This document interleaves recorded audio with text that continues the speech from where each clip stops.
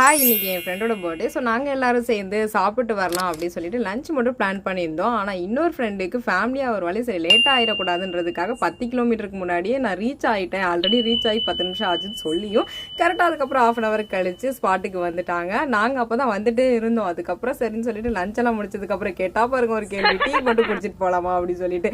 Tea லவர்ஸ்லாம் இப்படி தான்ப்பா, என்ன சாப்பிட்டாலும் அந்த டீ குடிச்ச அந்த திருப்தி இருக்காது. ஸோ ஈவினிங்காக ஃபேமிலியோடு சேர்ந்து நாங்கள் எல்லோரும் ஒரு ஷாப்பிங் போயிருந்தோம்.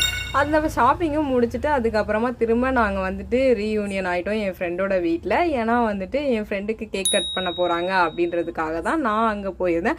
பார்த்தா எனக்கு கேக் கட் பண்ணாங்க. அதுக்கப்புறம் எனக்கே கொஞ்சம் சர்ப்ரைஸாக தான் இருந்துச்சு. நான் எக்ஸ்பெக்ட் பண்ணவே இல்லை. அதுக்கப்புறம் நான் இன்ஸ்டாவில் ஒரு ஃபோட்டோ பார்த்தேன். அதுக்கு எப்படியாவது போஸ்ட் கொடுத்துடலாம் அப்படின்னும் போது தான் என் மாமா ரொம்பவே கலாய்ச்சிட்டு இருந்தார்.